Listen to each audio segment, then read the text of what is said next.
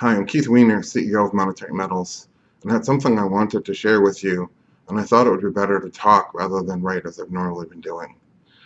As I'm sure most people know by now, the Turkish lira has been falling. It's been falling for 5 years, but particularly this week, the collapse has really accelerated. Now, collapse is something I think about a lot, and if you read my writing, you know that I write about it a lot. I've written about the falling marginal productivity of debt, leading to the heat death of the economic universe. I've written about the perverse incentives that make people consume their seed corn in my Yield Purchasing Power series. I've written a lot about this. I've written a lot about the quote where John Maynard Keynes is quoting Vladimir Lenin, stating, "There's no surer way to overthrow the capitalist order than by debauching the money."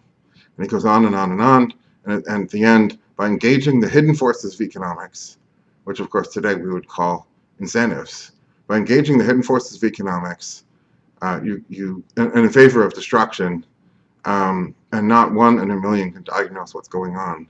And I've said many times, I think that's where we're at. And so that really leads to the question of why I'm doing what I'm doing, and what many people are doing who come to this conclusion is they're prepping, right? So they buy land in a remote area and they put in an underground facility of some sort, and they set aside water and dry food and all those things, and they're prepping for this coming reset, as they call it. I wanted to talk about why I'm not doing that, why I'm not continuing in my previous career, which I had a lot of fun and I was pretty successful as a software developer. I built and sold a company called Diamondware. I sold that to Nortel Networks August 19th, 2008. It was right before the collapse began in earnest, and it was the last acquisition Nortel ever did before Nortel collapsed. Why am I not continuing with that? And the answer is because I see this incredible crisis coming. Why am I not prepping for that crisis, the way most people who see the crisis coming are prepping? And so I thought I would talk about this a little bit today, as a different kind of a theme than the one I normally talk about. And that is, there's a pretty simple answer, but then it gets into it when you drill down. And the simple answer is, this is, the word reset is a euphemism. What's happening is we're consuming the capital on which our great civilization rests and on which our civilization depends. And so capital is, I define capital very, very roughly as the leverage on human effort, whether that's technology, whether that's plant, whether that's infrastructure, whatever that may be. This all applies leverage to the effort that we put in. We don't work any harder than they used to in the ancient world, and yet we get so much more output for the same work. And the reason is this leverage, this capital. Capital is how we're able to grow so much food that the continent of North America can feed close on 400 million people and still have enough food left over to export. If you were to use even 19th century farming methods, I don't think the continent could support anywhere near the population that is now, let alone Dark Ages methods. In those days, of course, farming was a subsistence task, the so-called 40 acres and a mule that somebody could feed a family of 4 in subsistence. And so that is working 6.5 days a week, 14 hours a day, to put a bare sustenance of food on the table, and not a lot else.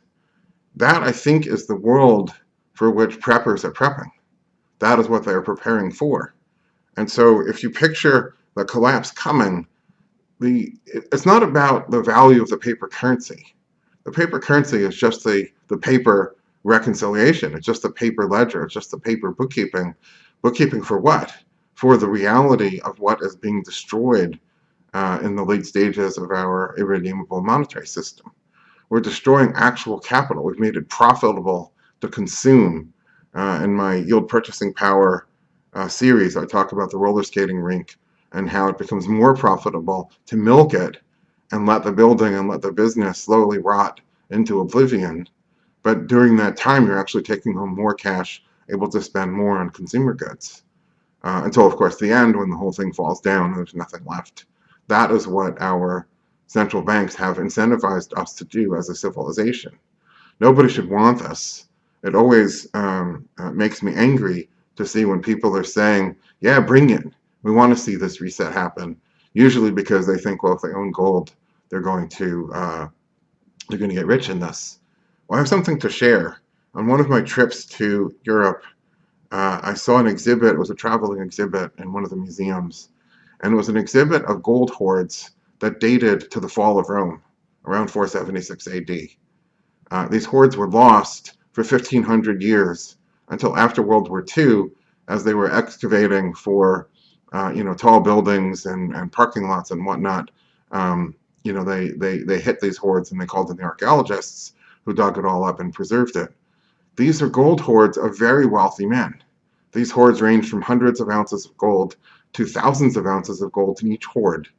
And yet, we know from the historical record, it did not avail the people who owned it, because those people either died and the gold didn't serve them, or maybe some of them successfully fled and got somewhere, but they had to abandon their gold, and then it lay hidden for 1,500 years until diesel excavators were putting in a basement for foundation for a skyscraper. And so, it's a really sobering thought to think what happens in a collapse. The city of Rome was over 1 million population, and after the collapse, it was 6,000 or 8,000. So you're talking a population loss of more than 90%. So when people say they're prepping for this, supposing you're in a remote isolated area, and in the killing that is going to come in this type of scenario, you escape that because you're too remote. They don't know you're there. You're not worth getting to for the gangs that are going to be roving around looking for food. And so you survive all that. And you have enough, dried food and barrels of water and other things to pretty much hide and keep your nose down, keep your head down while all of this is going on. Great. And then a year later, when all of that stuff burns itself out, as it will, you come out into the world and do what? Congratulations, you are now a Dark Ages farmer. You're going to scratch a living out of the soil with your fingernails and whatever other tools you may have set aside. Don't plan on diesel and don't plan on tractors. Don't plan on a fertilizer and modern seeds, and don't plan on insecticide. All of that stuff is not going to be available. You might have set in a stock and you'll plant your first year's crop with that stuff. And then as you run out of diesel and as your parts on your tractor break, they're not going to be replacement parts fairly soon. 2 or 3 years, maybe 5 years tops, if you really set in an incredible stock of parts and huge, many tanks full of diesel fuel, maybe 5 years. And then after that, what do you have? You're going to be planting the crop by hand. You're going to be dragging a plowshare across the soil the way they used to do hundreds of years ago. Hopefully you have mules or horses or oxes or whatever it is you're going to use. And you're going to be producing food the old-fashioned way by back-breaking brute labor. Now, one of the things to be aware of is this is not an old man's game. And by old man, I mean people over the age of 35. That was the life expectancy back when this was how people earned a living. Life expectancy was in the 30s. And then there were a few people who survived past that.